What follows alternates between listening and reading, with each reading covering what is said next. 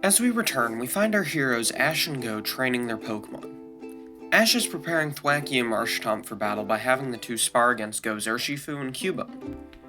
Meanwhile, Lucario has actually invited Cinderace to train with him, Darmanitan, and Kleavor.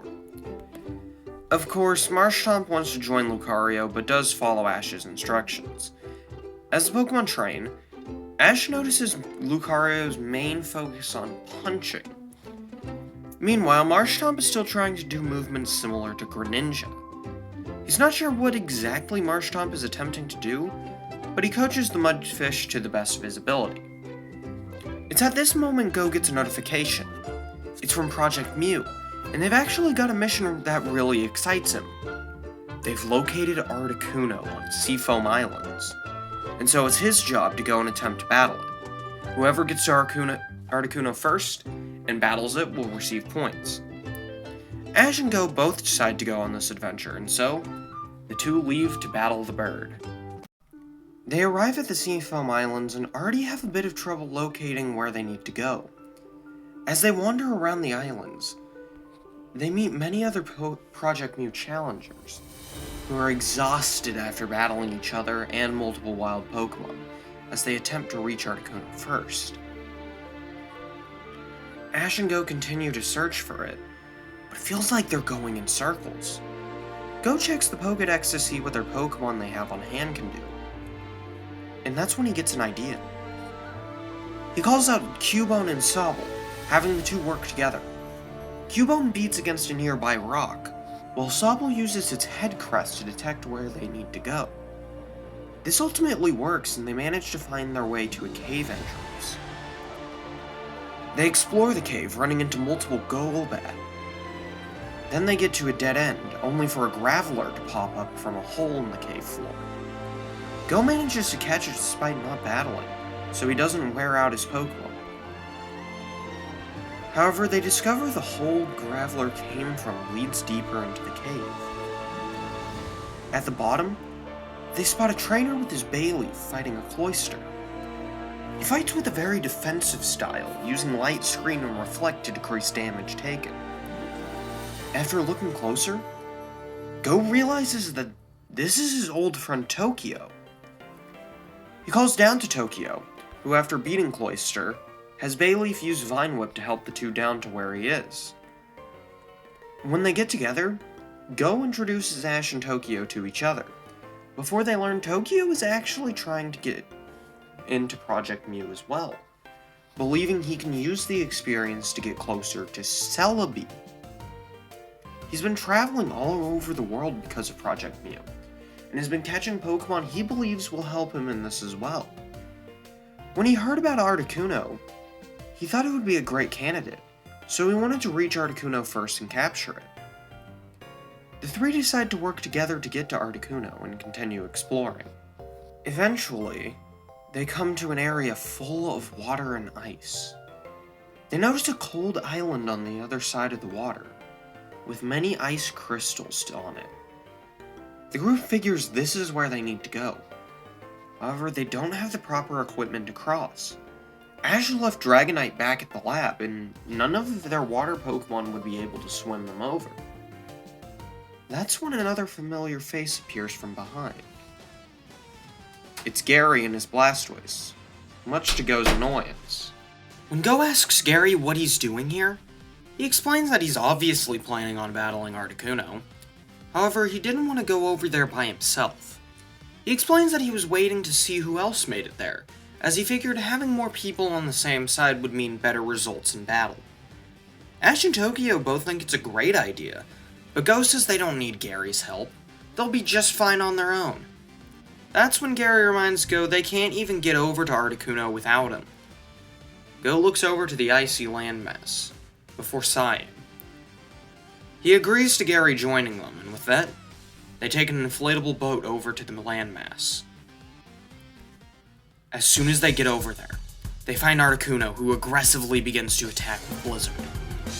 Gary throws out Electivire, who counters with Flamethrower. However, Blizzard still manages to overpower the Electric Ogre. Ash and Tokyo bring out Darmanitan and Runerigus. Gary tells them they need to work together. some need to take up defensive and support positions. He looks over, noticing Goh hasn't sent anything out yet. So he tells Goh that if he has any Pokemon that can help defensively, to send them out. Goh tells Gary not to tell him what to do, before sending in Cinderace. Gary groans, before having Electivire use Volt Switch, allowing it to attack before being swapped out. Here, Gary brings in a Gardevoir, saying if Goh won't play along, he'll just have to adapt to this situation. Meanwhile, Ash and Tokyo are actually working pretty well together. Tokyo takes the opportunity to Will-O-Wisp, while Ash goes in with Flare Blitz, powered up by the Zen mode his Darmanitan falls into. His attack hits hard and the Will-O-Wisp burns the legendary. However, with how much damage Darmanitan has done to itself already, Articuno's next hit takes it out. Still, Gary thanks Ash for all he's managed to do so far. Tokyo then has Runerigus use Memento, a move which decreases the power of Articuno, but causes Runerigus to faint as well. It's a high risk, but Tokyo hopes this will help. Ash and Tokyo bring out their next Pokemon, and ask Gary what they should do as far as strategy goes. Before Gary can respond, Goh rashly has Cinderace leap into battle, taking charge of the situation. Gary tells him to stop, but Goh won't listen, as he wants to prove his strength to Gary. After all, he trained with Mustard, so he should be much stronger than he was when they fought Moltres. That's when Articuno uses Sheer Cold, knocking out Cinderace immediately. Gary just shakes his head, before telling the others that they need to continue slowly weakening it, and reserve their strength as much as possible. Once it's closer to being defeated, that's when they'll switch to a more offensive battle style.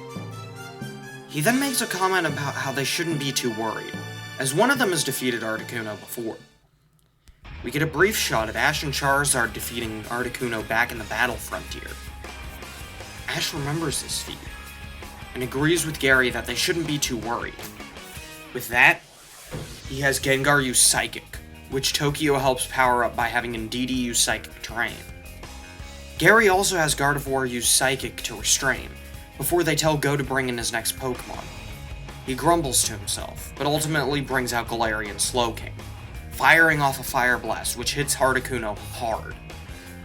Gary congratulates Goh for getting a good hit on Articuno, which the trainer only sees as another taunt, so he ignores it. Articuno manages to free itself and the battle continues. Tokyo takes a bit more of an offensive battle style, as Indeedee mostly knows attacking moves. However, Gary says this will be fine for now, as Indeedee's Expanding Force and Mystical Fire are both able to hit Articuno hard. Articuno is able to fight back, revealing itself to also know Water Pulse, similarly to back when Ash fought it in the Battle Frontier. However, with Gary in the back providing Light Screen, Reflect, and healing with Light Dew, they're able to continue battling well. That is, until Articuno makes their battle take a turn for the worse. It Sheer Colds, taking out Gengar, before using it against Gardevoir, to take it out as well. Then, it uses the move Defog, which gets rid of Reflect, Light Screen, and Psychic Terrain. After that, it Blizzards, taking out Galarian Slowking. Tokyo asks Gary what they should do, but Goh is already throwing in his next Pokemon, Urshifu. Gary tells them to go for the all-out offensive, bringing out Arcanine. Ash brings in Lucario, immediately double-teaming. As Gary boosts their attack with Howl, Ash has Lucario whose clones launch the main Lucario, before having it use Meteor Mash. The attack lands a critical hit, knocking Articuno towards Urshifu. Goh says he'll beat Articuno in a single punch, preparing a Focus Energy. However, this gives Articuno time to recover, firing Water Pulse at Urshifu and confusing it. Gary sighs, but believes they can still win. He tells Tokyo to give Ash a hand as Arcanine howls once more. Tokyo tells Indeedee to launch Mystical Fire, which goes towards Lucario. Ash immediately tells Lucario to kick the move and redirect it. Lucario does so, and Ash notices some flames spark up around Lucario's foot. This gives him an idea that he chooses to save for later. Gary's Arcanine then gets in on the action, getting in close with an extreme speed before combining the move with Flare Blitz for a fiery boost of power. Articuno gets hit by this, but because of Arcanine being close, it's able to hit the legendary Pokemon with a point-blank Water Pulse. This knocks Arcanine away, but Ash's Lucario comes in with the assist. Go commands Urshifu to use Focus Punch, but with his Pokemon being confused, it doesn't know what's friend and what's foe, causing it to hit Lucario critically. The super effective hit launches Lucario back, it crashing into the icy structure behind them. Gary yells at Go, telling him to get Urshifu under control, but Go just snaps back that it wasn't Urshifu's fault that it had gotten confused. Articuno takes this as a moment of opportunity, using Blizzard to freeze Arcanine and knock out Indeedee. Gary notes this is a big hit, as Indeedee has been getting several good hits in. Tokyo apologizes, but Gary says it's okay, so Tokyo brings in Bayleaf. Gary attempts to get Arcanine unfrozen, while Go tries to get Urshifu to stop being confused, so it's up to Tokyo. First, he sets up with Reflect and Light Screen. Then, he has Bayleaf grab onto Articuno with Vine Whip. With Articuno trapped and still being damaged by the burn from Runerigus, Bayleaf is able to pull in Articuno and fire an Energy Ball. This hits hard, and Tokyo believes this to now be his chance. He looks at Gary, who seems to figure out what he plans to do, and nods, saying to give it a try. So, Tokyo pulls out a Timer Ball, which he hopes will work better, as it's been some time since they started the fight, and Articuno is weakened and statused. With that, he throws the ball, hitting the legendary Pokemon. The ball shakes a few times, the group watching, wondering if Tokyo had managed to catch Articuno. Unfortunately for them, Articuno still managed to break free in the end, flying away through a hole in the ceiling of the cave. A drone flies down, telling them the mission is over, and to please wait for the results to appear on their Rotom phones. Sure enough, they received their Project Mew mission medals. Go and Tokyo both received 5 medals, Gary getting bonuses for his leadership and strategy. Meanwhile, Tokyo got his bonuses for being a team player, working alongside Gary, and also almost catching Articuno. Go, however, only receives 3 medals, getting a report of how his inability to work alongside Gary, despite it being only beneficial, jeopardized the mission. With that, they leave. The group part ways on Cinnabar Island, Tokyo and Go agreeing to work hard, and Tokyo assuring Go that he can make it. However, Gary cuts him off. He tells them that giving someone hopes and dreams for something they aren't ready for could lead to the worst possible outcome. Go is about to snap at Gary, but once again Gary cuts him off, saying strictness, like what Sakuragi has shown them, is an important factor in their growth. He and Ash briefly look at each other, and Ash nods, remembering their rivalry. Go is about to argue, but then he stops himself. Gary's words actually make sense to him. In fact, he starts to understand Gary's mindset a little better. He addresses Gary a little more respectfully, and Gary smiles. He leaves, comparing Go and Ash. In some ways, the two are similar, but there's some stuff about Go that have surprised him. Ash and Go return to Vermilion City, staying the night in their room at Cerise Labs. The next morning, Go receives a call. It's from Sakuragi. Sakuragi lectures him more on what he'd done wrong in the previous mission, and Go apologizes, saying that he let Gary get under his skin too much, and now realizes what he needs to do as a challenger for Project Mew. Sakuragi nods, making a mental note of this, before telling him that if he's really interested in gaining some points to catch up, then he has another mission. One that may prove to be too difficult for him. However, Goh still accepts it. Sakuragi says that the Galar region's crown tundra has been something Peony has been researching. He's found something related to the legendary titans of Hoenn and Sinnoh lore, and that they've been researching in Hoenn to find the correlations. To better research, they require the help of their trainer. Goh asks who that is, to which Sakuragi says that a man currently living near Snow Point Temple, and a member of the Kanto Hoenn battle frontier. He is a man by the name of Brandon, and is the strongest of the battle frontier. Many believe him to be as strong as most regional champions, if not stronger. In order to continue their research, they need the help of Brandon. Goh agrees to do whatever he must to get Brandon on their side. After talking with Ash and learning about Ash's battles with Brandon, the two leave for Snow Point City. When they get there, they head to the Snow Point Temple.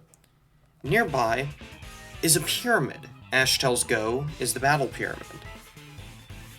They enter inside, seeing a battlefield that's already in use. One is the frontier brain, Brandon himself, using his Registeel. The other, however, is a trainer that shocks the two. Standing as Brandon's opponent is the champion of Hoenn, Steven Stone. Steven's Metagross defeats Registeel and is declared the winner of the battle. The two powerful trainers shake hands before they see Ash calling out to them. Brandon is surprised to be seeing the 10-year-old once again. Meanwhile, Steven seems to be very happy to see Ash as well. After introducing Goh and hearing that Steven came to Brandon in order to train for the World Championships, Goh explains why they're here. Brandon listens intently, before sending out his 3 legendary titans. Goh gets to see them up close for the first time, and is very much impressed by the Frontier Brain. This is when Brandon makes a deal with Goh. The two will battle, and based on how it goes, he'll help out Project Mew. Goh's worried, but Ash assures him that he can do it.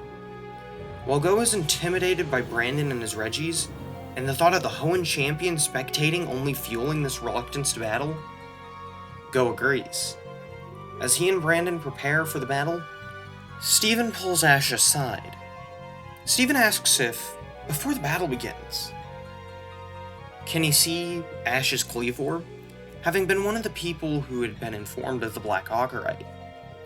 He adds that since Kleavor was a Pokemon that interested Cynthia, he was more intent on meeting it himself. So, Ash sends out his Kleavor, and Steven looks over the bug type. He's very impressed by how the mysterious black stone Ash found was able to affect Scyther. He's never seen a Pokemon like this before. However, the battle is about to begin. They go to the stands, and Ash decides to keep out Kleavor to watch the battle. Brandon tells Goh that he can use his full team to combat his Titans. This makes Goh a little more confident. However, as he's learned from past battles, he can't get too overconfident. So with that, they begin. The battle goes about as you'd expect. Cubone and Sobble are quickly taken out by Registeel. Grottle comes out and does some good damage with Earth Power and Leaf Storm, but is still defeated after Brandon switches to Regice. Slowking comes out after, and while Fire Blast and Sludge Wave do some good damage, Slowking is still defeated. Next comes Urshifu, a Pokemon Goh has technically never lost with. Brandon's actually taken aback by this, as he's heard legends of Urshifu and its power. Goh believes this to be the way he'll be able to win, as not a single one of Brandon's Titans resists the fighting power Urshifu has. Urshifu lands many powerful hits, and yet Brandon still beats him after switching to Regirock, which throws Goh off. Of all his Pokemon, he considered Urshifu his strongest. It was a legendary Pokemon under his command, and yet he still lost. He quickly loses confidence in himself and faith in his Pokemon. Should he just forfeit? This is when Cinderace surprises Goh, coming out of its Pokeball on its own. Goh asks if Cinderace really wants to keep the battle going, to which the Fire Rabbit nods, with fire in its eyes. Goh looks from Cinderace to Regirock and Brandon. He's still unsure, but then he looks to the stands, where Ash and Steven are sitting. They wouldn't run from a battle, so why should he? After all, there have been many people who saw his potential. Their faith in him was what pushed him to this moment, so he doesn't want to let everyone down. He quickly comes up with a strategy, having Cinderace fire a Pyro Ball. Regirock takes the hit, but it was only a distraction, as Cinderace used Bounce to leap into the air. As it comes down on Regirock, the Titan uses Hyper Beam, blowing Cinderace away. Their attack had failed, but now, Regirock had to recharge, so Cinderace runs in with a double kick. Brandon is about to call for another attack, but Cinderace is able to avoid it due to Goh calling for Quick Attack. Brandon calls for Stone Edge, which hits Cinderace hard, and then he follows up with a Zap Cannon, but Goh is just barely able to get Cinderace to avoid it. After seeing what Regirock can do, Goh is able to come up with something he can hopefully use to deal with a devastating blow. Brandon calls for another Stone Edge, and Goh smiles. He calls for Pyro Ball, which shatters each of the stones into pieces that are sent flying through the air. Goh then tells Cinderace to jump from each broken shard. Cinderace leaps higher and higher, and Ash actually notices this as something he'd done in his Kalos adventure. But he never taught Goh that strategy. Ash watches amazed, seeing that Goh had managed to come up with this strategy in the moment, all on his own. Steven even acknowledges this, thinking that Goh definitely has potential. However, he doesn't think that'll give him the win. As Cinderace gets high in the air, Brandon calls for Zap Cannon, but Goh counters by having Cinderace kick a large portion of the rocky shards. This turns into a powerful Pyro Ball. The two attacks cancel each other out, and Goh knows this is his chance to strike. He doesn't have a move in mind, but he's fueled by the heat and importance of the battle, so he just yells for Cinderace to go. Cinderace, responding to the feelings of its trainer, drops from the sky, holding out a foot that begins to glow with energy. Ash stands up from his seat, Cleaver joining his trainer in the cheers for Goh to succeed. As Cinderace's speed increases, the energy of the attack builds. Brandon calls for another Zap Cannon, but the attack only gets shot back at Regirock as Cinderace falls. Ash and Goh both yell for Cinderace to do it, and Cinderace strikes with a powerful, high jump kick, managing to send the Titan to the floor. Goh thinks that he's actually managed to take out Regirock, only for Brandon to coldly call for Hyper Beam, which decimates Cinderace. Regirock gets back up, as the battle is called in Brandon's favor. Goh collapses out of exhaustion. That battle was way too intense for him, and he didn't even manage to beat a single Titan of legend. Brandon walks up to him, holding out a hand. Goh takes it and is pulled to his feet, where Brandon tells him that he's fought multiple trainers, even Ash in high-stakes battles. Despite his own reluctance to fight, due to believing he couldn't win, Goh put everything he had into that battle. Because of that, Brandon says he'll help Goh in Project Mew. Goh's eyes widen before he profusely thanks the Frontier Brain. He quickly runs off to go call the people of Project Mew. Steven then decides to take his leave. Ash tries to ask Steven for a battle, as they've met a few times but never got to battle each other. However, Steven just tells Ash to make it to the Master's Aid, and then they can battle. He's already seen enough of Cleavor for now. I'll wait to see what Cleavor can do on the grand stage of the World Championships. As Ash gets excited, wanting to train with Cleavor, Brandon informs our two heroes that the Battle Pyramid will be flying to the current location of Project Mew. And that is where we'll be leaving things for right now. So what do you guys think? How do you feel about this more Go-focused episode? Were you surprised to see both Steven and Brandon return, with Brandon even fighting Go? Are you looking forward to Brandon's inclusion in the next Project Mew storyline? Let me know in the comments below, and I'll see you all in the next one. Bye!